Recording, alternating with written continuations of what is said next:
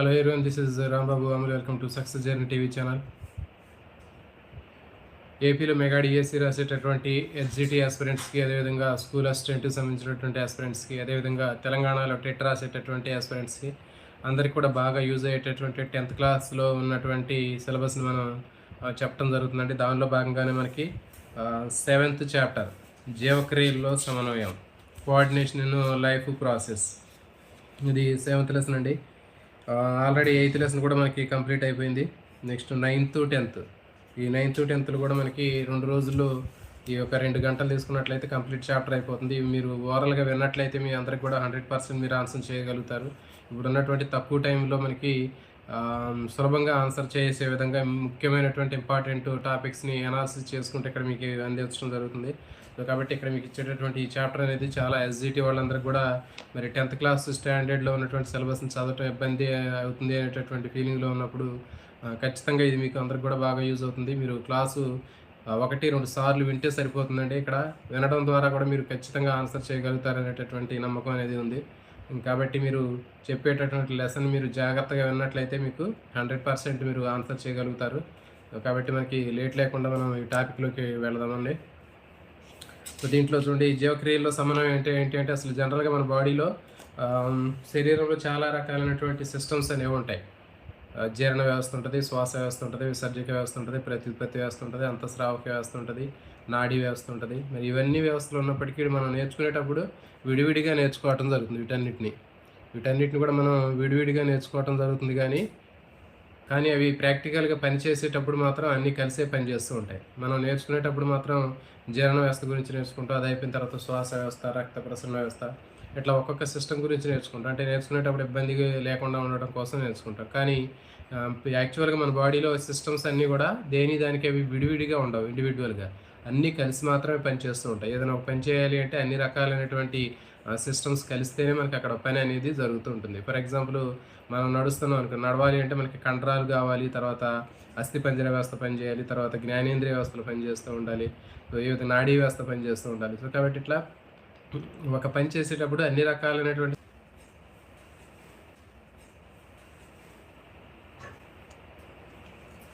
జీవక్రియల్లో సమన్వయం అనేటటువంటి పాఠం కూడా దీనికి సంబంధించింది. అంటే మన శరీరంలో జీవక్రియల్లో సమన్వయం, కోఆర్డినేషన్ లైఫ్ ప్రాసెస్ అనేటటువంటి చాప్టర్లో మనం జీర్ణ వ్యవస్థ గురించి నేర్చుకుంటాము. జీర్ణ వ్యవస్థ గురించి నేర్చుకునేటప్పుడు ఏ వ్యవస్థలన్నీ కూడా మనకు కలిసి పనిచేస్తున్నాయి అనేటటువంటి విషయాన్ని ఇక్కడ మనం ఈ చాప్టర్లో నేర్చుకోవడం జరుగుతుంది. అంటే ఆహారం జీర్ణం అవ్వాలంటే ఏ వ్యవస్థలు పనిచేస్తున్నాయి, ఏ విధంగా వాటి కోఆర్డినేషన్ అనేది ఉంటుంది అనేటటువంటిది ఇక్కడ మనం నేర్చుకుంటామండి. అంటే ఆహారాన్ని జీర్ణం చేయాలంటే జీర్ణ వ్యవస్థకు సంబంధించినటువంటిది ఒకటే పనిచేయదు. దాంతోపాటు మనకి కండర వ్యవస్థ పనిచేయాలి, అస్థిపంజర వ్యవస్థ, దవడలు లాంటివి ఉంటాయి, అస్థిపంజర వ్యవస్థ కావాలి, తర్వాత అంతఃస్రావక వ్యవస్థ కావాలి, హార్మోన్లు కావాలి, తర్వాత రక్త ప్రసరణ వ్యవస్థ కావాలి. సో కాబట్టి ఈ విధంగా అన్ని రకాలైనటువంటి సిస్టమ్స్ కలిసి పనిచేస్తేనే మనకి ఆ జీర్ణ వ్యవస్థ అనేది సక్సెస్ఫుల్గా పనిచేయడం జరుగుతుంది. సో కాబట్టి దీన్ని ఈ చాప్టర్లో ఉన్నటువంటి ఇంపార్టెంట్ అంశాలు అనేటటువంటి ఎగ్జామినేషన్ పాయింట్ ఆఫ్ వ్యూలో ఖచ్చితంగా అడగడానికి అవకాశం ఉన్నటువంటి అంశాలను మీకు ఇక్కడ డిస్కస్ చేయడం జరుగుతుందండి. కేవలం 1 గంట పీరియడ్లోనే, మీకు 45 మినిట్స్ పీరియడ్లోనే ఈ చాప్టర్లో అసలు ఎగ్జామ్లో ఏ క్వశ్చన్లు వస్తాయి, ఎలాంటి అంశాలు వస్తాయి అనేటటువంటిది ఇక్కడ మీకు చెప్పడం జరుగుతుంది. ఇవి మీకు 100% యూజ్ అవుతాయండి. మొత్తం దీంట్లో లెంతీగా ఉంటుంది, మొత్తం ఇన్ఫర్మేషన్ మాత్రమే ఉంటుంది దీంట్లో. అంటే చాలా జనరలైజేషన్ చేసినటువంటి అంశాలు ఉంటాయి.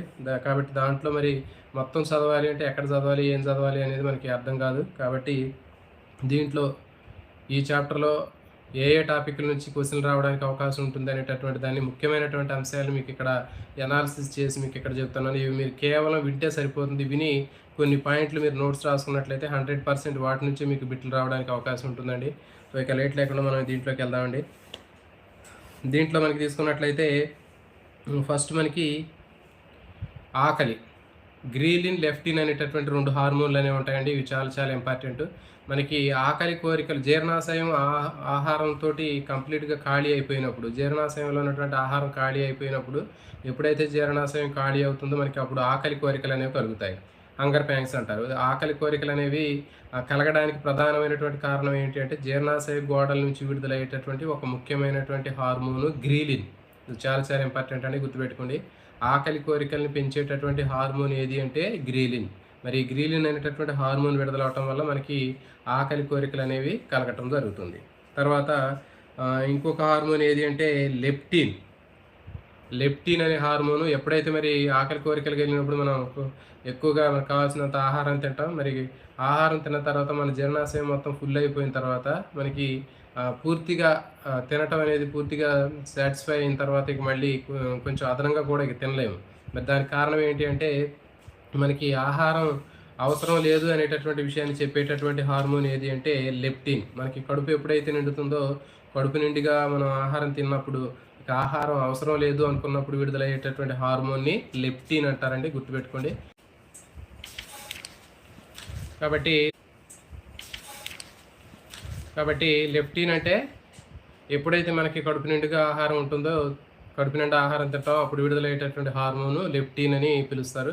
ఇవి రెండు చాలా చాలా ఇంపార్టెంట్ అండి. తర్వాత మనకి ఆకలి కోరికలు ఎప్పుడైతే మనకు కలుగుతాయో గ్రీలిన్ అనే హార్మోన్ విడుదలైనప్పుడు అప్పుడు దానికి సంబంధించినటువంటి ఆకలి కోరికలకు సంబంధించినటువంటి సంకేతాలు అనేవి మెదడు దగ్గర ఉన్నటువంటి ద్వారగోర్ధం అనేటటువంటి భాగానికి చేరతాయి.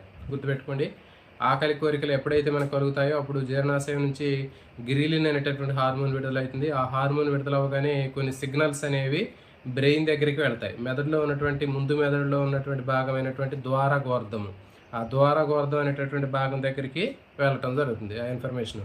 మరి అట్లా తీసుకెళ్ళడానికి ఉపయోగపడేది ఏది అంటే వేగస్ నాడి. గుర్తుపెట్టుకోండి, పెదవ కపాల నాడి. పెదవ కపాల నాడి అనేది వేగస్ నాడి. ఇది చాలా చాలా ఇంపార్టెంట్ అండి. వేగస్ నాడి, పెదవ నాడి అంటారు దీన్ని. వేగస్ నాడి తర్వాత ద్వారగోర్ధం, ఇవి చాలా చాలా ముఖ్యమైనటువంటి పాత్రను వహిస్తాయి. గ్రీలిన్ అనే హార్మోను జీర్ణాశయంలో ఎప్పుడైతే మనకు ఆకలి కోరికలు కలుగుతాయో అప్పుడు గ్రీలిన్ అనే హార్మోన్ విడుదలవుతుంది. మరి అప్పుడు దానికి సంబంధించినటువంటి సిగ్నల్స్ అన్నీ కూడా మనకి వేగస్ నాడి ద్వారా, పదవ నాడి అంటారు వేగస్ నాడి, దీని ద్వారా మెదడు దగ్గరికి ద్వారగోర్ధం దగ్గరికి ఆ సిగ్నల్స్ని తీసుకెళ్తుంది. కాబట్టి ఆకలి కోరికలు పెంచే హార్మోన్ ఏది అని అడిగినప్పుడు గ్రీలిన్ అని రాయండి. నెక్స్ట్ ఆకలి కోరికల్ని నియంత్రణలో ఉంచడంలో తోడ్పడేటటువంటి మెదడులో భాగం ఏది అంటే ద్వారగోర్ధం, డైన్సెఫలాన్ అని ఆన్సర్ రాసుకోవచ్చు మీరు. తర్వాత మెదడు దగ్గరికి సమాచారాన్ని తీసుకెళ్లేటటువంటి ఆకలి కోరికలకు సంబంధించినటువంటి సమాచారాన్ని మెదడు దగ్గరికి తీసుకెళ్లేటటువంటి నాడి ఏది అంటే పెదవ నాడి. పెదవ నాడి ఏది అంటే వేగస్ నాడి. గుర్తుపెట్టుకోండి, ఇది ఇంపార్టెంట్. నెక్స్ట్ మనకి కడుపు నిండా ఆహారం తీసుకున్నప్పుడు జీర్ణాశయం ఫుల్ అయినప్పుడు మనకి ఆహారం అవసరం లేదు అని అనుకున్నప్పుడు విడుదలయ్యేటటువంటి హార్మోన్ ఏది అంటే లెప్టిన్. ఓకే అండి, ఇది దీనికి సంబంధించింది. నెక్స్ట్ మనకి రుచికి వాసనకి సంబంధం అనేది ఉంటుందండి. మనకి రుచికి వాసనకు ఉండే సంబంధం ఏంటంటే మనం తినే ఆహారం ఎంత రుచిగా ఉన్నప్పటికీ అది వాసన బాగలేకపోతే మనం తినలేము. ఫర్ ఎగ్జాంపుల్ ఏదైనా మంచి కూర, బాగా మంచి టేస్టీగా ఉండేటువంటి కూరలోకి ఏదైనా ఒక పురుగు పడింది అనుకోండి, ఆ స్మెల్ అనేది బ్యాడ్ స్మెల్ వస్తే మనం తినటం అనేది సాధ్యం కాదు. కాబట్టి రుచికి వాసనకి సంబంధం ఉంటుంది. నెక్స్ట్ నాలుక తీసుకున్నట్లయితే నాలుక మీద మనకి 4 రకాలైనటువంటి ప్యాపిల్లేలు, సూక్ష్మాంకురాలు అనేవి ఉంటాయండి. Fungiform, filiform, foliate, circumvallate. ఈ విధంగా 4 రకాలైనటువంటి సూక్ష్మాంకురాలు అనేవి ఉంటాయి. ఇవి వివిధ రకాలైనటువంటి రుచుల్ని గుర్తించడానికి ఇవి ఉపయోగపడతాయి. ఫంగిఫామ్, ఫిలిఫామ్, ఫోలియేట్, సర్కంవాలెంట్, ఇవి 4 రకాలైనటువంటి సూక్ష్మాంకురాలు అనేవి నాలుక మీద ఉంటాయి. తర్వాత నాలుక మీద రుచి మొగ్గలు, టేస్ట్ బడ్స్ అనేవి ఉంటాయండి. ఆ టేస్ట్ బడ్స్ లోపల, రుచి మొగ్గ లోపల ఒక చిన్న గుంట లాంటిది ఉంటుంది, కుహరం ఉంటుంది, క్యావిటీ.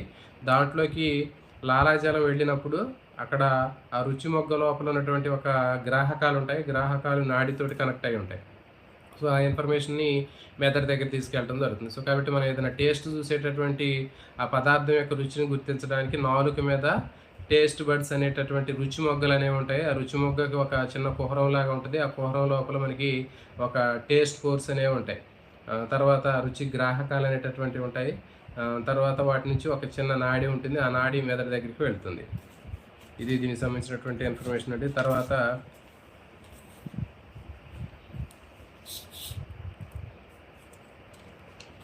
కొన్ని యాక్టివిటీస్ ఉంటాయండి. యాక్టివిటీస్ సంబంధించినటువంటి ఇన్ఫర్మేషన్ కూడా అడగడానికి అవకాశం ఉంటుంది. చూడండి, మరి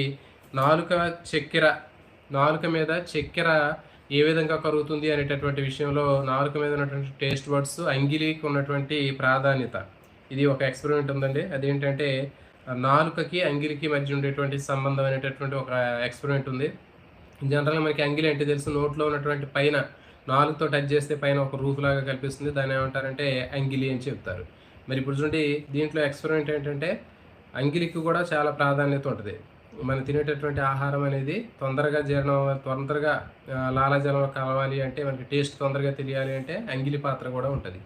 ఎట్లాగంటే ముందుగా ఒక నాలుక చాపి, నాలుక మీద కొన్ని షుగర్ క్రిస్టల్స్ పంచదార గుళికలు వేసి, అది ఎంతసేపట్లో మనం దాని యొక్క టేస్ట్‌ని గుర్తిస్తున్నామో నోట్ చేసుకోవాలి.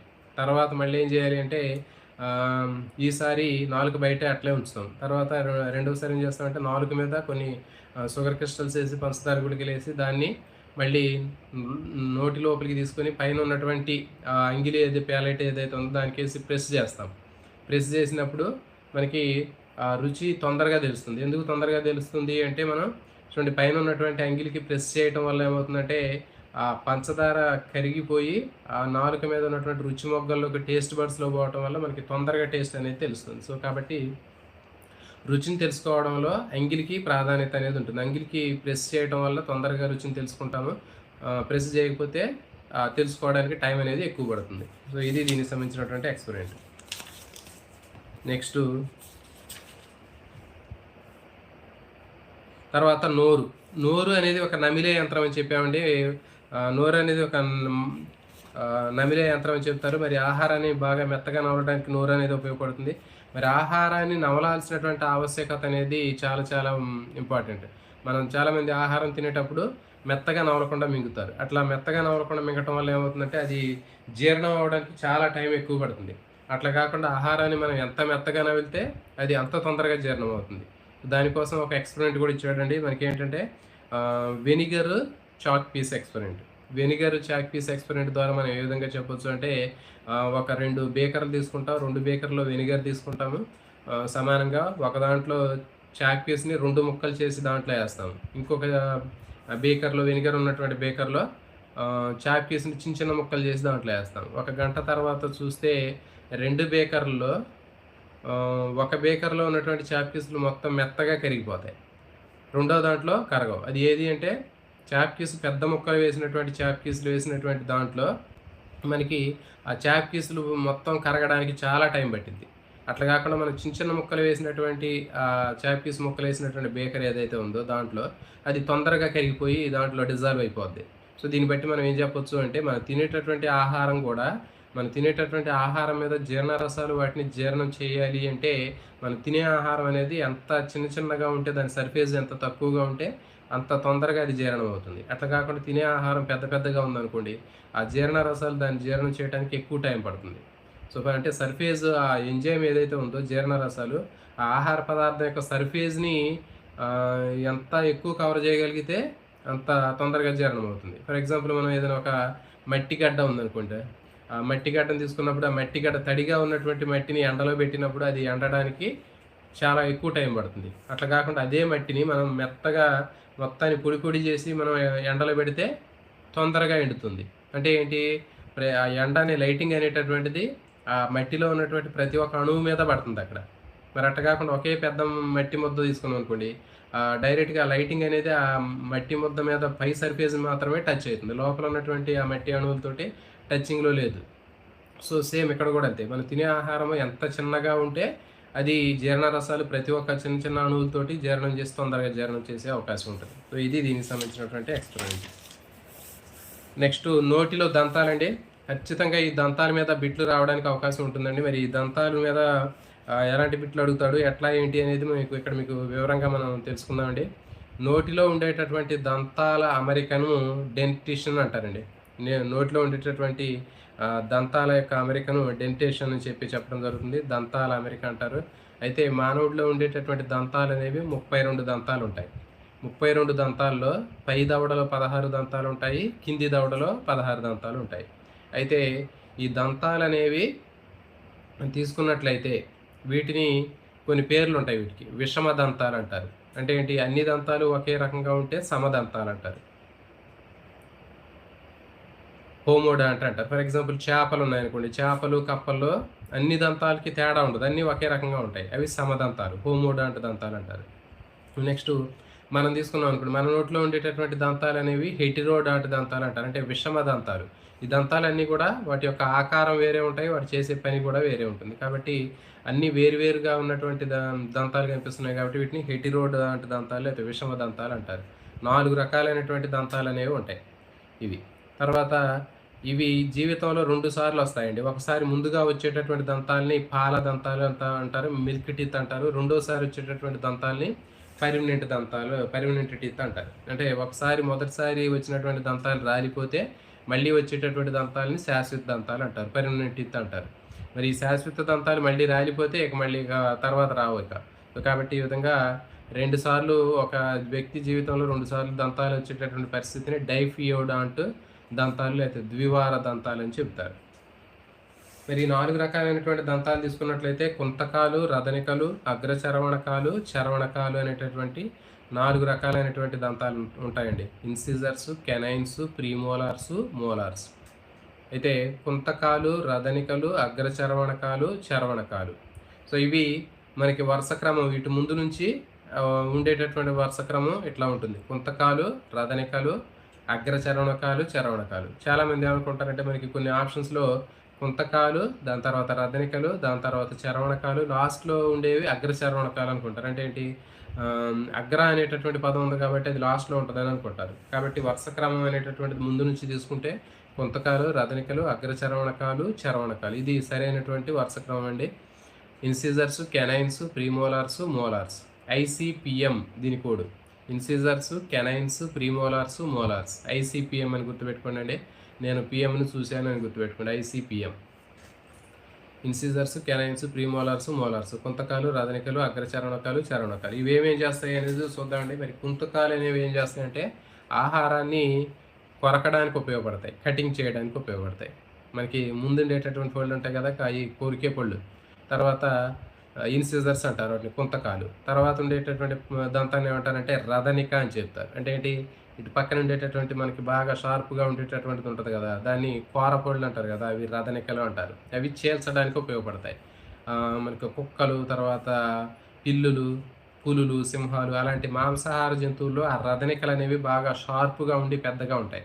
అవి ఎందుకంటే మాంసాన్ని చీల్చడానికి ఉపయోగపడతాయి. చెరుకుగడను కూడా దాంతో చీల్చడానికి ఉపయోగపడతాయి. సో కాబట్టి అవి చీల్చడానికి ఉపయోగపడేవి రదనికలు, కెనైన్స్.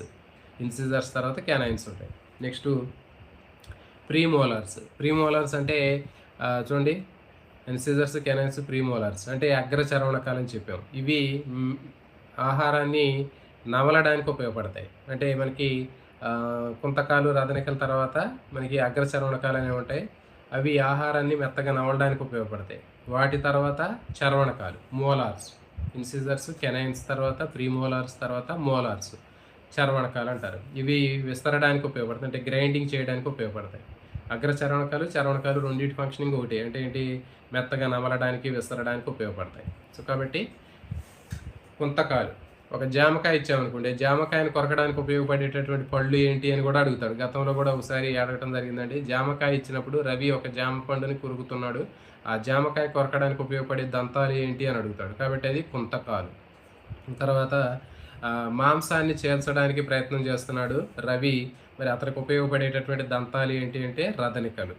నెక్స్ట్ బఠానీలు బాగా మెత్తగా నవలడానికి ఉపయోగపడేటటువంటి దంతాలు ఏవి అంటే అగ్రచర్వణకాలు, చర్వణకాలు. సో కాబట్టి ఈ విధంగా 4 రకాలైనటువంటి దంతాలు ఉంటాయి. అయితే డెంటల్ ఫార్ములా అనేటటువంటిది కూడా అడుగుతాడండి, చాలా చాలా ఇంపార్టెంట్ అండి. 2123/2123. సో ఇది చాలా చాలా ఇంపార్టెంట్. దాంట్లో మనకి 2123/2123 అంటే ఒక దవడలో ఉన్నటువంటి మనకి ఇట్లా దవడ అనేది మనకి ఇట్లా అర్ధచంద్రాకారంలో కింది దవడ ఎట్లా ఉంటుంది కదండి, పై దవడ కూడా ఎట్లా ఉంటుంది, 2 దవడలు ఇట్లా మనకి కింద ఉన్నప్పుడు కింద ఉన్నటువంటి అర్ధచంద్రాకారంలో ఉన్నటువంటి దవడలో ఈ ఒక భాగం ఒకటి, ఇది ఒక భాగం.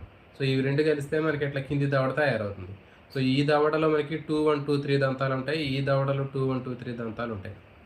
అంటే ఇందులో 8 దంతాలు ఉంటాయి, ఇందులో 8 దంతాలు ఉంటాయి. అంటే ఇక్కడ ముందుగా కుంతకాలు, రదనికలు. నెక్స్ట్ ఈ మూలన ఇక్కడ 2 కుంతకాలు ఉంటాయి. 2123 అంటే 2 అంటే 2 కుంతకాలు, 1 అంటే ఒక రదనిక. నెక్స్ట్ ఇక్కడ 2 ఉంటాయి, అంటే అగ్రచర్వణకాలు. నెక్స్ట్ 3 అనేది చర్వణకాలు. సో కాబట్టి 2123 అనేటటువంటి కోడ్ మనకి ఇక్కడ వరుసగా కనిపిస్తూ ఉంటాయి. కుంతకాలు, 2 కుంతకాలు ఉంటాయి, ఒక రదనిక ఉంటుంది, తర్వాత నెక్స్ట్ 2 అగ్రచర్వణకాలు ఉంటాయి, 3 చర్వణకాలు ఉంటాయి. ఇవి 2123/2123. అంటే ఏంటి అంటే 2123 అంటే ఇది ఒక కింది దవడలో ఉన్నటువంటి సగభాగాన్ని 2123 అంటారు. దానికి బై అని వేసినప్పుడు అది పైన ఉన్నటువంటి లవంలో ఉన్నటువంటి 2123 అనేది పై దవడకు సంబంధించింది. ఇట్లా మనకి ఇట్లా తీసుకున్నాం అనుకోండి, 2 తీసుకున్నప్పుడు పై దవడలో ఉన్నటువంటి సగభాగము 2, 1, 2, 3, మరి కింది భాగంలో కింది దవడలో ఉన్నటువంటి 2, 1, 2, 3 అనేది కింది దవడలో సగభాగం. మళ్ళీ తర్వాత ఆ 2, 1, 2, 3/2, 1, 2, 3 అనేది మనకి ఒక దవడలో పై దవడలో సగభాగము, కింది దవడలో సగభాగం. మళ్ళీ అలాంటిది సేమ్ ఇటు పక్కన కూడా ఉంటుంది. కాబట్టి 2, 1, 2, 1, 2, 3/2, 1, 2, 3 అనేది ఒక దవడలో ఎడమ భాగంలో పైన కింద భాగాలు, మళ్ళీ ఇంకొక 2, 1, 2, 3 అంటే కుడి పక్కన పైన కింద భాగాలు. కాబట్టి మొత్తం 32 వస్తాయి. 2, 1, 2, 3 అంటే 8, పైన 8, ఎడమ పక్కన పైన 8 బై 2, 1, 2, 3 అంటే ఎడమ పక్కన కింద 8. నెక్స్ట్ 2, 1, 2, 3 అంటే కుడి పక్కన పైన 8 బై 2, 1, 2, 3 అంటే కుడి పక్కన కింద 8. కాబట్టి ఇట్లా మొత్తం మనకి 32 దంతాలు అనేవి రావటం జరుగుతుంది.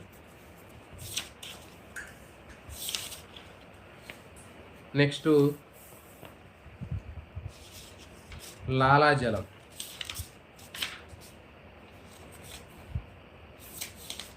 చూడండి, మరి మనం తినేటటువంటి ఆహారాన్ని జీర్ణం చేసేది, ఆహారంలో ఉన్నటువంటి పిండి పదార్థాలని జీర్ణం చేయడానికి లాలాజలం ఉపయోగపడుతుంది. లాలాజలంలో టైలిన్ అనేటటువంటి ఎంజైమ్ ఉంటుందని చెప్పాము. లాలాజలంలో ఉన్నటువంటి టైలిన్ అనే ఎంజైమ్ పిండి పదార్థాలని జీర్ణం చేస్తుందని చెప్పాము. మరి లాలాజలంలో ఉండే టైలిన్కి ఇంకో పేరు కూడా ఉంటుంది. అదేంటి అంటే ఎమైలేజ్.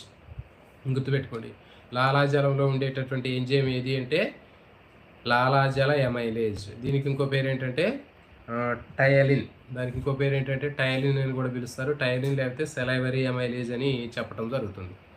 తర్వాత మరి ఇది దేని జీర్ణం చేస్తుంది అంటే ఆహారంలో ఉన్నటువంటి పిండి పదార్థాలు లేదా కార్బోహైడ్రేట్లు అనేది జీర్ణం చేస్తుంది. లాలాజల ఎమైలేజ్ లేదా టయలిన్. చూడండి, మరి ఆహారాన్ని మనం సెలైవా ఫ్లోర్ ఆట ఎక్స్పెరిమెంట్ ఉందండి. పిండి పైన లాలాజలం యొక్క చర్య అనేది చెప్తున్నాడు. సో దీనికి ఏంటంటే ఈ ఎక్స్పెరిమెంట్ కూడా ఉంటుంది. ఎక్స్పెరిమెంట్ మనకి కాన్సెప్ట్ తెలుస్తుంటే ఈజీగా ఆన్సర్ చేయొచ్చు అండి. మనం తినేటటువంటి ఆహారంలో ఉన్నటువంటి పిండి పదార్థాన్ని లాలాజలం ఏ విధంగా జీర్ణం చేస్తుంది అనేది మనం ప్రయోగపూర్వకంగా మనకు చేసి చూపించవచ్చు. సో దీనికోసం ఏం చేస్తామంటే ముందుగా ఒక పరీక్ష నాళిక తీసుకుంటాము. ఆ పరీక్ష నాళిక తీసుకొని ఆ పరీక్ష నాళికలో నిండా నీళ్లు పోస్తాం. నిండగా నీళ్లు పోసి దాంట్లో కొంచెం ఏదైనా ఒక పిండిని యాడ్ చేస్తాం. గోధుమ పిండి కావచ్చు, బియ్యం పిండి కావచ్చు, లేకపోతే ఇంకా మనకి గంజి పిండి కావచ్చు, ఏదైనా ఒక పిండిని యాడ్ చేసి దాన్ని బాగా షేక్ చేస్తే పిండి పదార్థ ద్రావణం తయారైంది. ఓకే, సో కాబట్టి ఫస్ట్ మనం పిండి పదార్థ ద్రావణాన్ని తయారు చేసుకోవాలి. తయారు చేసుకున్నటువంటి పిండి పదార్థ ద్రావణానికి అసలు అదే కాదా టెస్ట్ చేసుకోవాలి కదా. మరి మనం తీసుకున్న శాంపిల్ కరెక్టా కాదా అనేది టెస్ట్ చేసుకోవాలి. దానికోసం ఏం చేయాలంటే ఆ తయారు చేసినటువంటి టెస్ట్ ట్యూబ్లో ఉన్నటువంటి పిండి పదార్థ ద్రావణం ఏదైతే ఉందో దాన్ని కొంచెం శాంపిల్ ఒక వాచ్ గ్లాస్లో తీసుకోవాలి. ఒక 5 ml వాచ్ గ్లాస్లో తీసుకొని దానికి ఒక 2 చుక్కలు అయోడిన్, టింక్చర్ అయోడిన్ యాడ్ చేయాలి. అయోడిన్ యాడ్ చేస్తే అది నీలి నలుపు రంగులోకి మారుతుంది. సో కాబట్టి అయోడిన్ యాడ్ చేసినప్పుడు నీలి నలుపు రంగులోకి మారినట్లయితే మనం తీసుకున్నటువంటి పదార్థంలో ఏముందని చెప్పొచ్చు అంటే పిండి పదార్థం లేదా స్టార్చ్ ఉన్నట్లు మనం చెప్పొచ్చు.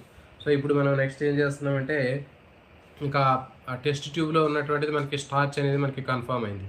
ఇప్పుడు ఆ టెస్ట్ ట్యూబ్లో ఉన్నటువంటి ఆ స్టార్చ్ సొల్యూషన్ని ఇంకొక టెస్ట్ ట్యూబ్, ఖాళీ టెస్ట్ ట్యూబ్ తీసుకొని దాంట్లోకి సగం 50% దాంట్లో పోస్తాం. సో రెండిట్లు ఈక్వల్ చేస్తాం, రెండు సమానం చేస్తాం. రెండింటిని సమానం చేసిన తర్వాత ఆ 2 టెస్ట్ ట్యూబుల్లో జాగ్రత్తగా ఇక్కడ మనకి జాగ్రత్త తీసుకోవాలండి. 2 టెస్ట్ ట్యూబుల్లో కూడా మనకి ఇప్పుడు పిండి పదార్థ ద్రావణమే ఉంది. ఇప్పుడు ఏం చేస్తున్నామంటే ఒక టెస్ట్ ట్యూబ్లో లాలాజలాన్ని వేస్తాం. ఏ అనేటటువంటి టెస్ట్ ట్యూబ్లో లాలాజలాన్ని డైరెక్ట్గా నోట్లో ఉన్నటువంటి లాలాజలాన్ని దాంట్లో కొంచెం వేస్తాం. లేకపోతే కొన్ని వాటర్ నోట్లో పోసుకొని గ్యాంగ్లింగ్ చేసి బాగా దాంట్లో మనం అట్లయినా యాడ్ చేయవచ్చు. కాబట్టి లాలాజలం ఒక టెస్ట్ ట్యూబ్లో లాలాజలం వేస్తున్నాం, రెండో దాంట్లో లాలాజలం అనేది వేయలేదు. ఇప్పుడు ఏం జరుగుతుంది అనేది మనం ఒకసారి అబ్జర్వ్ చేస్తే మొదటి టెస్ట్ ట్యూబ్లో పిండి పదార్థం ఉంది. దానికి మనం ఏం చేసాం, లాలాజలాన్ని కలిపాం. అంటే లాలాజలంలో ఉన్నటువంటి పిండి పదార్థం ఏం చేసింది, లాలాజలంలో ఉన్నటువంటి ఆ లాలాజల ఎమైలేజ్ ఆ పిండి పదార్థాన్ని జీర్ణం చేసి ఏం చేసింది, జీర్ణం చేస్తుంది, గ్లూకోజ్గా చేస్తుంది, మాల్టోజ్ అనే చక్కెరగా కన్వర్ట్ చేసింది. ఇక దాంట్లో పిండి పదార్థం లేదు. తర్వాత రెండో టెస్ట్ ట్యూబ్లో మనం కేవలం పిండి పదార్థ ద్రావణం మాత్రమే తీసుకున్నాం, దాంట్లో లాలాజలాన్ని కలపల. బి టెస్ట్ ట్యూబ్లో మరి ఇక అది అట్లాగే ఉంది, ఆ సొల్యూషన్లో పిండి పదార్థమే ఉంది. ఇప్పుడు ఏం చేస్తామంటే ఒక గంట తర్వాత 2 టెస్ట్ ట్యూబులకి మనం కొంచెం ఒక 5 ml చొప్పున అయోడిన్ కలుపుతున్నాం. ఏ టెస్ట్ ట్యూబ్కి, బి టెస్ట్ ట్యూబ్కి అయోడిన్ కలుపుతున్నాం. ఏ టెస్ట్ ట్యూబ్కి అయోడిన్ కలపగానే వెంటనే ఏమవుతుందంటే అది ఏ టెస్ట్ ట్యూబ్‌లో మనకి ఏముంది అసలు పిండి పదార్థం అనేది లేదు గదా! దాంట్లో పిండి పదార్థం ఏమైంది ఆల్రెడీ జీర్ణమైంది. లాలాజలంలో ఉన్నటువంటి సెలైవరీ, అమైలేజ్, టైలిన్ అనేది దాన్ని జీర్ణం చేసింది లాలాజలం కలిపినప్పుడు. సో, కాబట్టి దాంట్లో కలర్ అనేది మారలేదు. కానీ బీ టెస్ట్ ట్యూబ్‌లో మనం ఎప్పుడైతే మనం అయోడిన్ కలిపామో వెంటనే అది బ్లాక్ కలర్‌కి మారింది. ఎందుకు కేవలం బీ టెస్ట్ ట్యూబ్‌లోనే మారింది అంటే మనకి బీ టెస్ట్ ట్యూబ్‌లో మనం తీసుకున్నటువంటిది ఏంటి లాలాజలం, తీసుకున్నది పిండి పదార్థ ద్రావణం. దానికి ఎలాంటి లాలాజలం కలపలేదు మనం. కలపలేదు కాబట్టి దాంట్లో ఉన్నటువంటి పిండి పదార్థం అట్లాగే ఉంది. ఆ పిండి పదార్థానికి అయోడిన్ కలిపితే నీరు నలుపు రంగులోకి వచ్చింది. కానీ ఏ టెస్ట్ ట్యూబ్‌లో మనం కేవలం పిండి పదార్థ ద్రావణంతో పాటు లాలాజలం కూడా కలిపాం. కలిపినప్పుడు ఆ లాలాజలం దాని మీద చర్య జరిపి అందులో ఉన్నటువంటి పిండి పదార్థాన్ని మొత్తాన్ని కూడా మాల్టోస్ చక్కెరగా కన్వర్ట్ చేసింది. ఇక అందులో మనకి స్టార్చ్ కానివ్వండి, పిండి పదార్థం కానీ లేదు. మరి లేనప్పుడు మనం అయోడిన్ కలిపితే అది కలర్ అనేది చేంజ్ కాదు. సో, కాబట్టి దీన్ని బట్టి మనం ఈజీగా మనం ఈ ఎక్స్‌పెరిమెంట్‌ని చెప్పొచ్చు. ఆహారం జీర్ణం చేయడానికి మనకి లాలాజలంలో ఉన్నటువంటి లాలాజల ఎమైలేజ్ లేదా సెలైవరీ ఎమైలేజ్, టైలిన్ అనేది పిండి పదార్థాలని జీర్ణం చేసి మాల్టోజ్ అనే చక్కెరగా కన్వర్ట్ చేస్తుంది. ఏమి లేదండి, ఎక్స్‌పీరియన్స్ మనం జాగ్రత్తగా ఇవన్నీ కూడా మీరు ఒకసారి వింటే చాలా ఈజీగా ఆన్సర్ చేయవచ్చు. మొత్తం లెసన్ మొత్తం కూడా చాలా సోది ఉంటుంది చాలా వరకి. సో, కాబట్టి మనకి ఎంతవరకు మనం ఇంపార్టెంట్‌గా బాగా ఎగ్జామ్‌లో రావడానికి అవకాశం ఉన్నటువంటి అంశాల గురించి మనం వాటిని ఎక్కువగా స్ట్రెస్ చేసినట్లయితే ఈజీగా ఆన్సర్స్ మీరు చేసుకోవడానికి అవకాశం ఉంటుంది. నెక్స్టు నోటిలో మనం మెత్తగా నమిలినటువంటి ఆహారాన్ని బోలస్ అంటారు. ఈ బోలస్ అనేది నోటిలో నుంచి ఆహార వాహిక ద్వారా జీర్ణాశయాన్ని చేరటం జరుగుతుంది. మనకి 3 జతల లాలాజల గ్రంథులు కూడా ఉంటాయని చెప్పామండి. పెరోటిడ్ గ్రంథులు, అధోజంబికా గ్రంథులు, అధోజిహ్వకా గ్రంథులు అనేవి 3 రకాలైనటువంటి లాలాజల గ్రంథులు అనేవి ఉంటాయి. మనకి ఇది ఆల్రెడీ మనం ఫస్ట్ చాప్టర్‌లో డిస్కస్ చేసాం. నెక్స్టు మనం తీసుకునేటటువంటి ఆహారం యొక్క పీహెచ్ విలువను తెలుసుకోవాలి అంటే మనం ఎట్లా తెలుసుకోవాలి అనేది చూద్దాం. దీనికి మనకి ఒక పీహెచ్ పేపర్ అనేది ఉంటుందండి. ఆ పీహెచ్ పేపర్ తీసుకొని మనం ఏదైనా ఆహారం తిన్న వెంటనే ఆ పీహెచ్ పేపర్‌ని నాలుక మీద టచ్ చేస్తాం. టచ్ చేసిన తర్వాత ఆ పేపర్‌ని తడిగా అయినటువంటి ఆ పీహెచ్ పేపర్ ఏదైతే ఉందో దాన్ని తీసుకొని పీహెచ్ స్కేల్‌కి కంపేర్ చేస్తాం. ఆ పీహెచ్ స్కేల్‌కి కంపేర్ చేసినప్పుడు అది దేనితో మ్యాచ్ అయిందో దాన్ని బట్టి మనం తినేటటువంటి ఆహారం ఆమ్లమా, క్షారమా అని చెప్పొచ్చు. ఫర్ ఎగ్జాంపుల్ ఒక ఉసిరికాయ తిన్నాం మనం. బాగా ఉసిరికాయ తిని ఒక పీహెచ్ పేపర్ నాలుక మీద టచ్ చేసాం. టచ్ చేయగానే అది తడుస్తుంది. అప్పుడు దాన్ని ఆ పీహెచ్ స్కేల్ తోటి మ్యాచింగ్ చేసినప్పుడు ఏ కలర్‌తో మ్యాచ్ అవుతుందో దాన్ని బట్టి మనం తినే ఆహారం ఆమ్ల పదార్థమా, క్షార పదార్థం అనేది తెలుస్తుంది. ఫర్ ఎగ్జాంపుల్ బాగా ఆమ్లం ఉన్నటువంటి ఉసిరికాయ ఉందనుకోండి, బాగా ఆమ్లం అనుకున్నప్పుడు దాంట్లో ఏమవుతుందంటే అది బాగా ఆరెంజ్ కలర్‌లో ఎక్కువ కనిపిస్తుంటుంది ఇట్లా. ఈ పీహెచ్ స్కేల్ ఏదైతే ఉందో ఇక్కడ మనకి దీని దగ్గర ఉన్నట్లయితే ఈ కలర్‌కి మ్యాచ్ అయితే అది బాగా బలమైనటువంటి ఆమ్లం అని అర్థం. అట్లా కాకుండా ఇక్కడ మనకి 4, 5 దగ్గర మ్యాచ్ అయిందనుకోండి, అది బలహీనమైనటువంటి ఆమ్లం అని చెప్పొచ్చు మనం తినేటటువంటి ఆహారం. అట్లా కాకుండా మనకి ఈ 7 దగ్గర మ్యాచ్ అయిందనుకోండి, అది తటస్థ పదార్థం. మనం తినేటటువంటి ఆహారము అది తటస్థ పదార్థంగా చెప్పొచ్చు. ఫర్ ఎగ్జాంపుల్ ఒక ఉప్పు కానివ్వండి, పంచదార కానీ తిన్నప్పుడు తిన్న తర్వాత ఆ పీహెచ్ పేపర్ 4 మీద టచ్ చేసి తర్వాత దీనికి మ్యాచింగ్ చేస్తే మనకి ఇక్కడ చూపించిద్ది. 9 దగ్గర 7 దగ్గర చూపించిద్ది. అంటే 7 అంటే తటస్థం. 7 కంటే తక్కువగా ఉంటే ఆమ్లం. 7 కంటే పైన ఉంటే క్షారం. మళ్ళీ అందులో కూడా ఇక్కడ చూడండి ఈ 7కి దగ్గరలో ఉన్నవి బలహీనమైనటువంటి ఆమ్లం, దూరంగా ఉన్నటువంటి బలమైనటువంటి క్షారాలు. తర్వాత ఇక్కడ 7 కూడా 7కి దగ్గరలో ఉన్నటువంటివి బలమైనటువంటి ఆమ్లాలు, ఇటు పైకి పోయే కొద్దీ బలహీనమైనటువంటి ఈ దగ్గరగా ఉన్న బలమైనటువంటి క్షారాలు, పైన ఉన్నటువంటి బలహీనమైనటువంటి క్షారాలు. కాబట్టి ఇవి దీంతో ఇట్లా మనం మ్యాచ్ చేసి చూసుకోవచ్చు. నెక్స్ట్ ఆహార వాహిక. ఆహార వాహికలో మనకి ఆహార వాహిక గోడలు అనేవి మ్యూకస్ని స్రవిస్తాయండి. శ్లేష్మాన్ని లేదా మ్యూకస్ని స్రవిస్తాయి. ఆ మ్యూకస్ లేదా శ్లేష్మం అనేది ఆహారం సులభంగా కిందకి జారడానికి ఉపయోగపడుతుంది. మనం మింగేటటువంటి ఆహారం అనేది సులభంగా కిందికి వెళ్ళడానికి ఉపయోగపడుతుంది. నెక్స్ట్ లాలాజల గ్రంథుల గురించి చెప్పినప్పుడు ఇక్కడ ఒకటి ఇన్ఫర్మేషన్ ఇచ్చిండండి.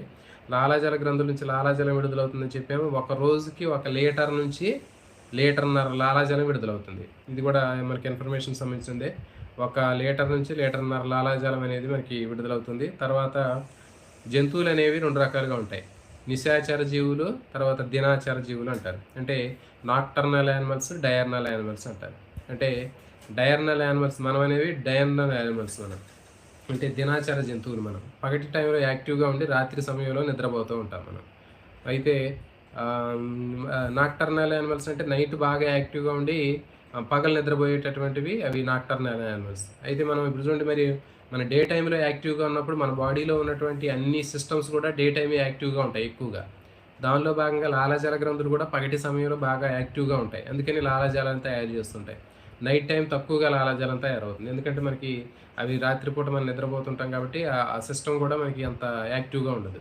అయితే డే టైమ్‌లో మనం నిద్రపోతుంటే కొంతమంది చూడండి మనం నిద్రపోయినప్పటికి కూడా ఆ లాలాజల గ్రంథులు యాక్టివ్‌గా పనిచేయటం వల్ల వాటి నుంచి లాలాజలం అనేది విడుదలయ్యి బయటకొచ్చేసి కొంతమంది దిండు కూడా తడుపుతూ ఉంటారు. లాలాజలం నోట్లోంచి బయటకు వస్తూ ఉంటుంది. సో, దానికి కారణం ఏంటంటే అది. నెక్స్టు బంగాళాదుంప సైకిల్ ట్యూబ్ అనేటటువంటి ఒక ప్రయోగం ఉందండి దీంట్లో. దీంట్లో బంగాళాదుంప సైకిల్ ట్యూబ్ ఎక్స్‌పెరిమెంట్ తీసుకున్నట్లయితే జనరల్‌గా మనకి మనం తినేటటువంటి ఆహార వాహిక లేదా యూసోఫాగస్ గుండా ఏ విధంగా సులభంగా వెళుతుంది అనేటటువంటి దాన్ని చెప్పడం కోసం ఈ ఎక్స్‌పెరిమెంట్ ఉంది. అంటే దీనికోసం ఏం చేస్తామంటే మనం ఒక సైకిల్ ట్యూబ్ తీసుకొని, ఆ సైకిల్ ట్యూబ్‌లో పాత సైకిల్ ట్యూబ్‌ని తీసుకొని దానికి కట్ చేసి పొడవైనటువంటి ఆహార వాహికలాగా తయారు చేస్తాము. తర్వాత అదే సైజులో కొంచెం దానికంటే కొంచెం పెద్ద సైజులో ఉండేటటువంటి బంగాళాదుంపని తీసుకొని, ఆ బంగాళాదుంపని ముందుగా ఆ సైకిల్ ట్యూబ్‌లో ఏసి పైనుంచి కిందకి స్క్వీజ్ చేస్తాం, లాగుతాం. కానీ కొంచెం అప్పుడు ఎట్లా వస్తదంటే హార్డ్‌గా కిందకొచ్చిద్ది. తర్వాత ఏం చేస్తామంటే అదే బంగాళాదుంపకి ఏదైనా ఒక గ్రీస్ గాని, నూనె గాని, కొబ్బరి నూనె గాని రాసి మళ్ళీ ఆ సైకిల్ ట్యూబ్‌లో పెట్టి పైనుంచి కిందకి స్క్వీజ్ చేస్తే చాలా సులభంగా కిందకొస్తుంది. సో, కాబట్టి మరి అంటే ఏంటి అంటే మరి అక్కడ ఎందుకు కిందకి ఈజీగా వచ్చిందంటే ఆ బంగాళాదుంపకి రాసినటువంటి ఆయిల్ ఏదైతే ఉందో, నూనె ఏదైతే ఉందో అది ఉండటం వల్ల సులభంగా కిందకొచ్చింది. సో, సేమ్ ఇక్కడ కూడా అంతే. మనం తినేటటువంటి ఆహారము బోలస్ అనేది ఆహార వాహిక గుండా కిందకి ప్రయాణం చేసేటప్పుడు అది ఎక్కడ కూడా స్ట్రక్ అయిపోకుండా ఈజీగా కిందకి పోవటం కోసం మనకి ఆహార వాహిక ఏదైతే ఉందో ఈసోఫాగస్ దాని యొక్క గోడల నుంచి మ్యూకస్ అనే పదార్థం విడుదలైద్ది. అది విడుదలవ్వటం వల్ల ఏమవుతుందంటే ఆహారం చుట్టూ పొరలాగా ఏర్పడి సులభంగా కిందకి జారడానికి అవకాశం ఉంటుంది. చాలామంది చూడండి హడావిడిగా ఏం చేస్తారంటే పెద్ద పెద్ద ముద్దలు మింగుతూ ఉంటారు. మరి ఆహార వాహిక సైజు ఎంత ఉంటది, దాన్ని మనం మింగేటటువంటి ముద్ద పెద్దగా ఉంటది. అప్పుడప్పుడు ఇక్కడ పొర పోయిందని అక్కడ స్ట్రక్ అవుతూ ఉంటది ఒక్కోసారి. సో, మరి అలాంటి సిట్యుయేషన్స్‌లో మరి అది ఆహారం పెద్దగా ఉన్నప్పటికి కూడా ఎట్లా పోగలుగుతుంది అంటే దానికి కారణం ఇదే. మనం తినేటటువంటి ఆహారపు ముద్ద ఆహార వాహిక సైజు కంటే పెద్దగా ఉన్నప్పటికి కూడా మరి ఆహార వాహిక ఏదైతే ఉందో మ్యూకస్ ఈసోఫాగస్ దాని వాల్స్ నుంచి వచ్చేటటువంటి మ్యూకస్ ఉండటం వల్ల శ్లేష్మము ఆహారాన్ని సులభంగా కిందికి పాస్ అయ్యేటట్లు చేస్తుంది. సో, ఇప్పుడు దీంట్లో మనం కంపేర్ చేసేది ఏది అంటే సైకిల్ ట్యూబ్‌ని దేనితో కంపేర్ చేయొచ్చు అంటే ఆహార వాహికతో కంపేర్ చేయొచ్చు. తర్వాత బోలస్‌ని దేనితో కంపేర్ చేస్తామంటే మనం మింగేటటువంటి ఆహార ముద్ద బోలస్‌ని దేనితో కంపేర్ చేస్తామంటే బంగాళాదుంపతోటి. తర్వాత మ్యూకస్ లేదా శ్లేష్మాన్ని దేనితో కంపేర్ చేస్తాము అంటే మనం ఆ బంగాళాదుంపకు రాసినటువంటి ఆయిలు, గ్రీజ్‌ని కంపేర్ చేయొచ్చు.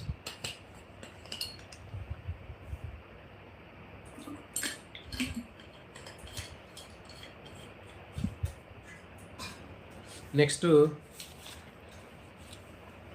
ఆహార వాహికలో పెరిస్టాల్టిక్ మూవ్‌మెంట్స్. చూడండి మనం మింగేటటువంటి ఆహారం ముద్ద పైనుంచి కిందికి వెళ్తది. అంటే ఇక్కడ గ్రసని ఉంటది. గ్రసని భాగం దగ్గర నుంచి కింద ఉన్నటువంటి ఆహార వాహిక వచ్చి జీర్ణాశయంలోకి వచ్చిద్ది. ఆ విధంగా ఆహారం ముద్ద కిందికి ప్రయాణం చేసేటటువంటి ఆ విధానాన్ని ఏమంటారంటే పెరిస్టాల్టిక్ మూవ్‌మెంట్స్ అంటారు. అంటే ఆహార వాహికలో ఆహారపు ముద్ద ఒక తరంగంలాగా ఈ విధంగా ఒక అలలాగా ఇట్లా పైనుంచి కిందకి ఇట్లా కదులుతూ వస్తుంది ఆహార వాహికలో.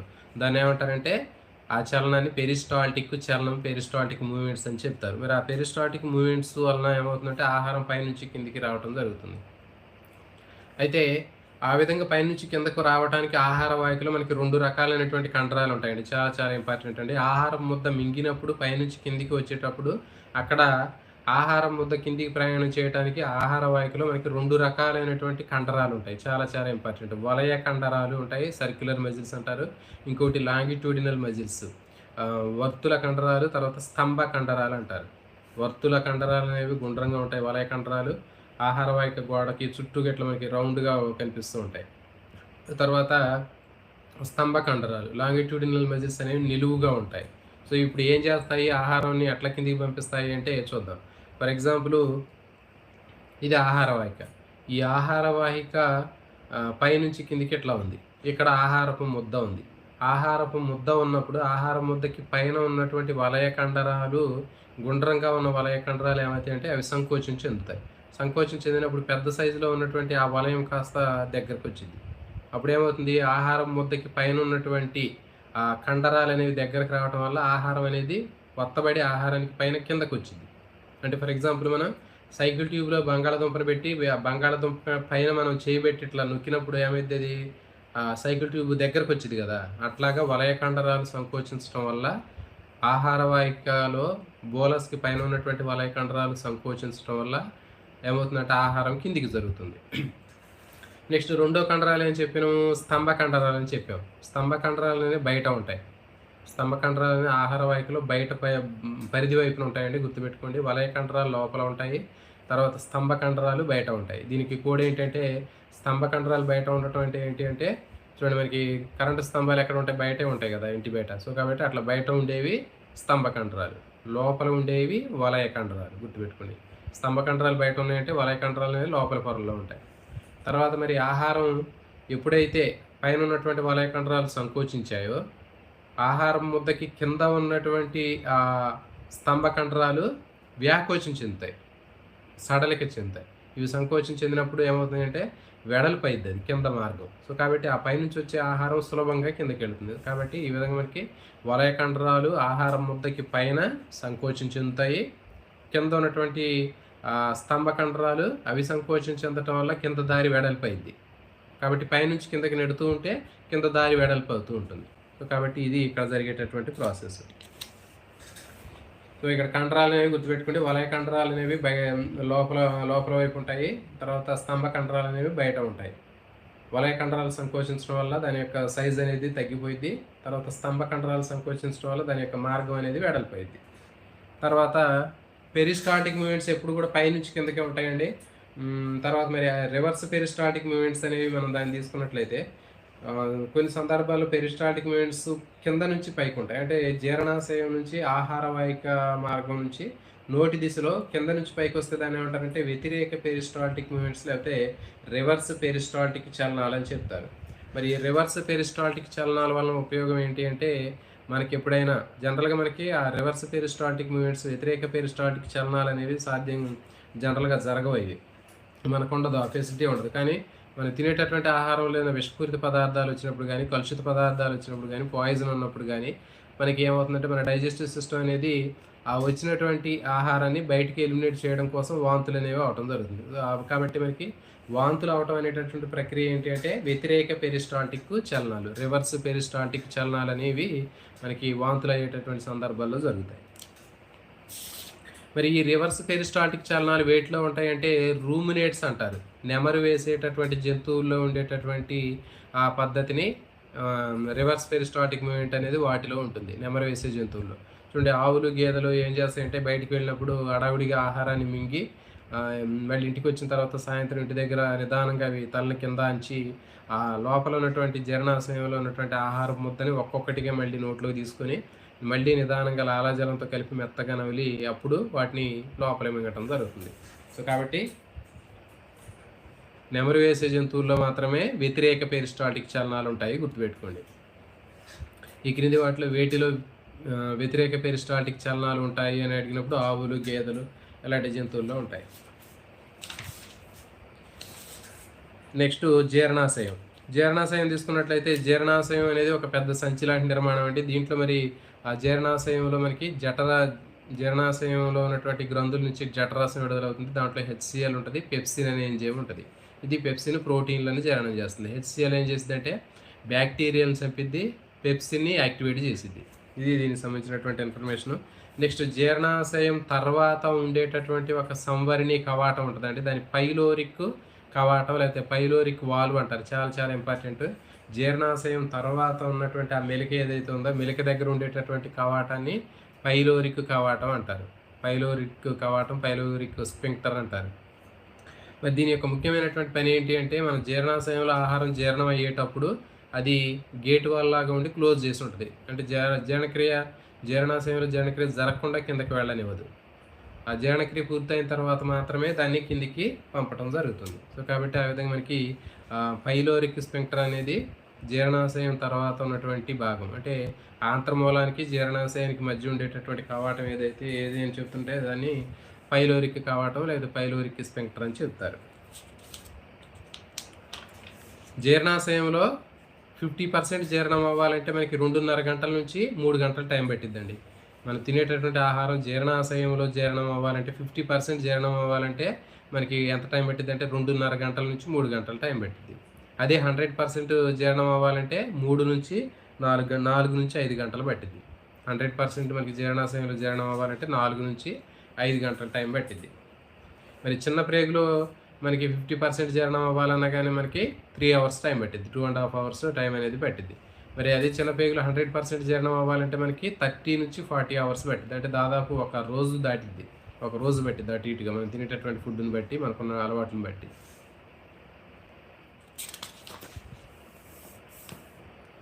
నెక్స్ట్ జీర్ణాశయంలో హెచ్సిఎల్ యాసిడ్ అనేది విడుదలవుతుందండి. చాలా చాలా ఇంపార్టెంట్ ఇప్పుడు చెప్పేది.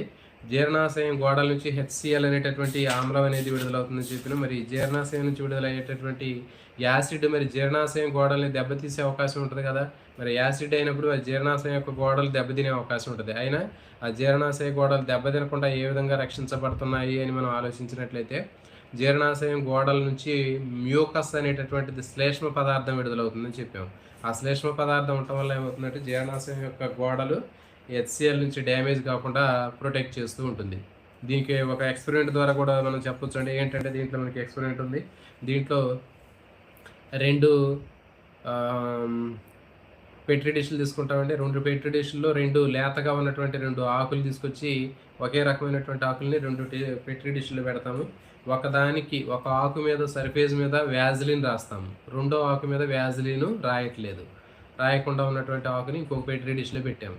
ఇప్పుడు ఏం చేసామంటే రెండింటి ఉపరితలం మీద ఒక డ్రాపర్ తోటి ఒక 2 చుక్కలు బలహీనమైనటువంటి ఒక యాసిడ్ హెచ్సిఎల్ యాసిడ్ని యాడ్ చేసినప్పుడు ఏమవుతుందంటే ఒక 10 నిమిషాల తర్వాత మనం 2 ఆకుల్ని పరిశీలిస్తే ఒక ఆకు కమిలిపోయి డ్యామేజ్ అయి ఉంటుంది. ఇంకొక ఆకు ఎలాంటి డ్యామేజ్ లేకుండా హెల్తీగా ఉంటుంది. సో ఇప్పుడు మరి దీన్ని బట్టి మనం ఏం చెప్పొచ్చు అంటే ఏ ఆకు డ్యామేజ్ అయింది, ఏ ఆకు డ్యామేజ్ కాలేదనేది మనం పరిశీలించినట్లయితే మనకి వ్యాజ్లిన్ రాసినటువంటి ఆకు అనేది సేఫ్టీగా ఉంది. యాసిడ్ ప్రభావం నుంచి రక్షించబడి డ్యామేజ్ కాకుండా ఉంది. మరి అట్లా కాకుండా రెండో ఆకు ఏదైతే ఉందో వ్యాజ్లిన్ అప్లై చేయనటువంటి ఆకు అది డ్యామేజ్ అయింది యాసిడ్ వలన. సో కాబట్టి మనకి జీర్ణాశయంలో కూడా ఇదే రకమైనటువంటి ప్రాసెస్ జరుగుతుంది. అంటే జీర్ణాశయం నుంచి విడుదలయ్యేటటువంటి యాసిడ్ ఉన్నప్పటికీ ఆ జీర్ణాశయ గోడల్లో ఉన్నటువంటి మ్యూకస్ లేయరు శ్లేష్మం వలన ఆ జీర్ణాశయం డ్యామేజ్ అవ్వట్లే. ఒకవేళ ఆ మ్యూకస్ అనేటటువంటి లేయర్ లేకపోతే సేమ్ ఇక్కడ ఆకు ఎట్లా కాలిపోయిందో అట్లాగే మన జీర్ణాశయ గోడలు కూడా కమిలిపోయే అవకాశం ఉంటుంది. సో ఇక్కడ మనం కంపేర్ చేసేది ఏది అంటే దేంతో కంపేర్ చేయొచ్చు అంటే చూడండి మనకి ఆకుని దేంతో కంపేర్ చేస్తామంటే జీర్ణాశయ గోడలతో కంపేర్ చేస్తాం. తర్వాత మనం దాని మీద రాసినటువంటి ఆకు మీద రాసినటువంటి వ్యాజ్లిన్ ఏదైతే ఉందో గ్రీజ్ ఏదైతే ఉందో అది మ్యూకస్తో కంపేర్ చేస్తాం. తర్వాత ఇక హెచ్సిఎల్ అనేది రెండింటిలో కూడా కామన్గా ఉంటుంది.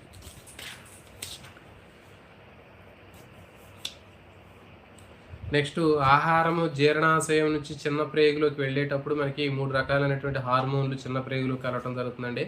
అవేంటి అంటే హార్మోన్లు సెక్రెటిన్, ప్యాంక్రియోజైమిన్, నెక్స్ట్ ఇంకోటి కోల్సిస్టోకైనిన్. సెక్రెటిన్ తర్వాత కోల్సిస్టోకైనిన్ అనేటటువంటి 2 హార్మోన్లు విడుదలవుతాయండి. సెక్రెటిన్ అనేటటువంటిది కాలేయాన్ని ప్రేరేపించి పైత్యరసం విడుదలయ్యేటట్లు చేస్తుంది. నెక్స్ట్ కోల్సిస్టోకైనిన్ అనేటటువంటిది ఇది కాలేయాన్ని స్టిమ్యులేట్ చేస్తుంది. నెక్స్ట్ సెక్రెటిన్ అనేది క్లోమాన్ని స్టిమ్యులేట్ చేసి దాని నుంచి క్లోమం నుంచి క్లోమరసం, కాలేయం నుంచి పైత్యరసం రావడానికి ఉపయోగపడేటటువంటి హార్మోన్లు సెక్రెటిన్, కోల్సిస్టోకైనిన్.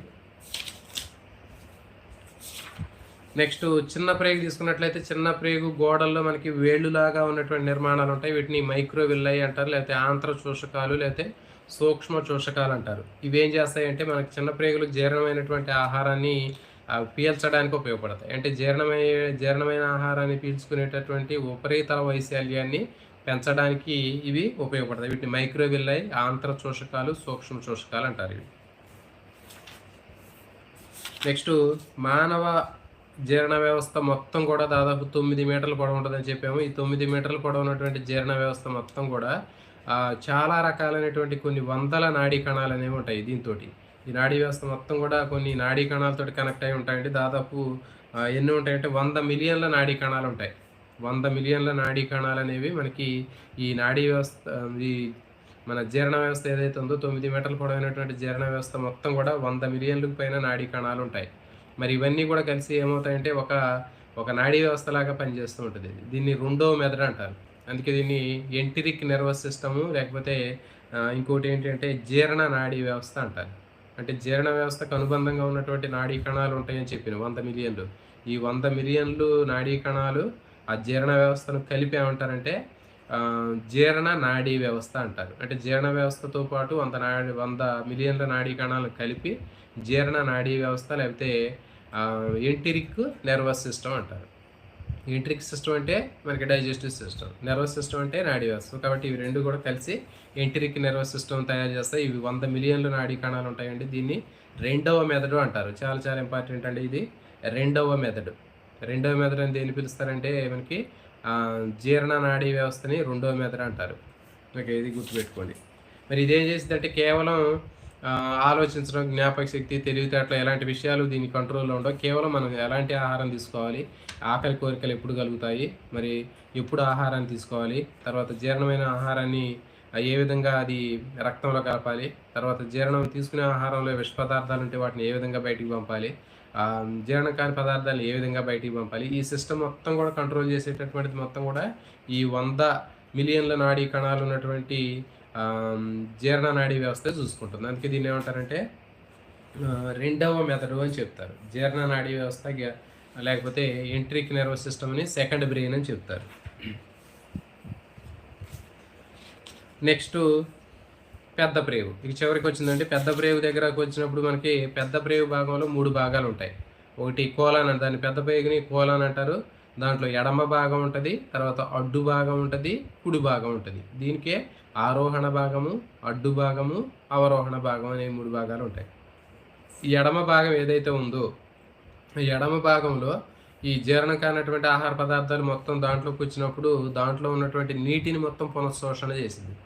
ఆ మలిన పదార్థాల్లో ఉన్నటువంటి నీటిని మొత్తం పునఃశోషణ చేసేది ఏది అంటే పెద్ద ప్రేగులో ఉన్నటువంటి కోలాన్లో ఉన్నటువంటి ఎడమ భాగం. ఇది ఏం చేసిందంటే మలాన్ని నిల్వ చేసేటటువంటి ఒక ట్యాంక్ లాగా పనిచేసింది. గుర్తుపెట్టుకోండి, కోలాన్లో ఉన్నటువంటి ఎడమ భాగము మల పదార్థాలని నిల్వ చేసేటటువంటి ఒక సెప్టిక్ ట్యాంక్ లాగా, ఒక స్టోరేజ్ ట్యాంక్ లాగా ఉంటుంది. దీంట్లోంచి నీటిని మొత్తం కూడా ఇది పునఃశోషణ చేయడం జరుగుతుంది. పెద్ద పేగులో ఉన్నటువంటి ఎడమ భాగము, కోలాన్లో ఉన్నటువంటి ఎడమ భాగము 2 రకాల పనులు చేసింది. మల పదార్థాలను నిల్వ చేసేటటువంటి ట్యాంక్ లాగా పనిచేసిద్ది. దాంట్లో ఉన్నటువంటి నీటిని పునఃశోషణ చేసిద్ది. ఏంటి అంటే కోలాన్లో ఉన్నటువంటి ఎడమ భాగం. సో ఇది దీనికి సంబంధించింది. నెక్స్ట్ మిగిలినటువంటి వ్యర్థ పదార్థాలు మొత్తం కూడా అక్కడి నుంచి మిగిలినటువంటి కోలాన్లోకి వచ్చి చివరి పురీషనాళంలో స్టోర్ ఉంటాయి, రెక్టంలో స్టోర్ అయి ఉంటాయి.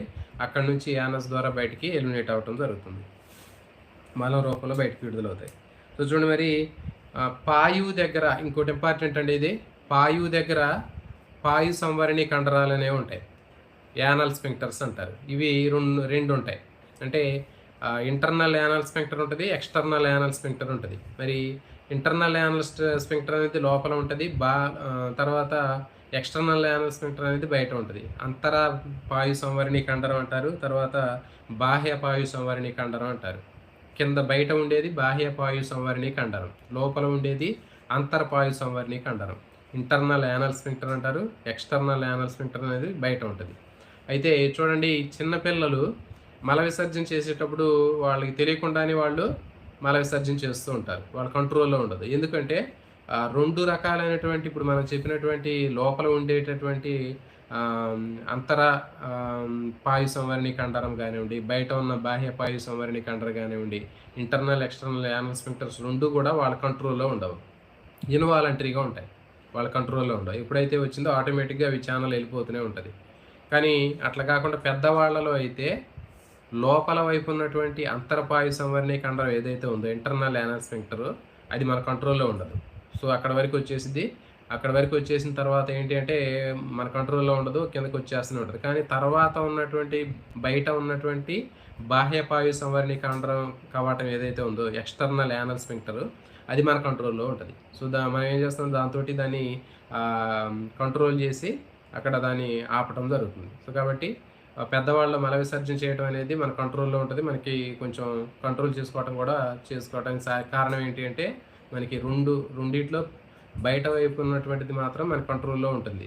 వాలంటరీగా పనిచేస్తుంది. కానీ లోపల ఉన్నది మాత్రం ఇన్వాలంటరీ. అదే చిన్న పిల్లల్లో అయితే 2 కూడా ఇన్వాలంటరీగా ఉంటాయి, అనియంత్రితంగా ఉంటాయి. 2 కూడా వాళ్ళ కంట్రోల్‌లో ఉండవు. ఏజ్ పెరిగే కొద్దిగా ఏమవుతుందంటే వాళ్ళకి బయట పాయు సంవరణి కండరం కూడా ఇన్వాలంటరీ నుంచి వాలంటరీగా వస్తది. అంటే అనియంత్రితమైనటువంటిది నియంత్రితంగా మారుతుంది. పెద్దవాళ్ళలో కూడా మనకి ఎప్పుడైనా మోషన్స్ అయినాయనుకోండి, అప్పుడు బాహ్య పాయు సంవరణి, అంతరపాయు సంవరణి 2 కూడా మనకి ఇన్వాలంటరీగా అయిపోతాయి. అప్పుడు డ్యామ్స్ గేట్లు ఎత్తేసినట్లుగా ఉంటది పరిస్థితి. సో, కాబట్టి ఇది దీనికి సంబంధించినటువంటి ఇన్ఫర్మేషన్ అండి. సో, ఇది మీకు ఈ చాప్టర్‌లోంచి మీకు బిట్లనేవి ఈ క్లాస్ మీరు విన్నట్లయితే 100% మీరు బిట్లు చేయడానికి అవకాశం ఉంటది. మీరు ఏ ఒక్క బిట్ కూడా మిస్ చేయడానికి అవకాశం ఉండదండి. ఓకే అండి. మరి ఇది చాప్టరు. నెక్స్ట్ మళ్ళీ ఇంకొక చాప్టర్ రేపు మనం ఇంకో 2 చాప్టర్‌లున్నాయి. అవేంటి అంటే పర్యావరణము, సహజ వనరులు. ఇవి కూడా ఒక్కొక్క గంట క్లాసులు తీసుకుంటే ఈ 2 చాప్టర్లు కూడా కంప్లీట్ అయిపోతాయండి. మరి లైవ్‌లో వచ్చినటువంటి యాస్పిరెంట్స్ అందరికి కూడా మీకు బాగా యూజ్ అయ్యేటటువంటి మీ ఫ్రెండ్స్‌కి కూడా షేర్ చేయండి ఇవి. ఎందుకంటే ఎవరైతే హెచ్‌జిటికి ప్రిపేర్ అయ్యేటటువంటి యాస్పిరెంట్స్ ఉన్నారో మరి 10th క్లాస్ స్టాండర్డ్‌కి సంబంధించినటువంటి బుక్స్ కూడా చదవాల్సినటువంటి అవసరం ఉంటుందని చెప్పాము. మన ఛానల్‌లో ఉన్నటువంటి క్లాసులు ఓన్లీ విని అర్థం చేసుకొని కొన్ని పాయింట్లు రాసుకున్నా కానీ 100% మీరు ఆన్సర్ చేయగలుగుతారు. కాబట్టి లైవ్‌లోకి వచ్చినటువంటి యాస్పిరెంట్స్ అందరికి కూడా గుడ్ ఈవినింగ్ అండి. రాజేష్ కుమార్ గారు ఇంటర్ చెప్పండి. తప్పకుండా అండి. ఈ 10th కంప్లీట్ అయిపోయిన తర్వాత ఇంటర్ చేద్దామని అనుకుంటున్నామండి. ఎందుకంటే మనకి 2 చాప్టర్లు ఉన్నాయి.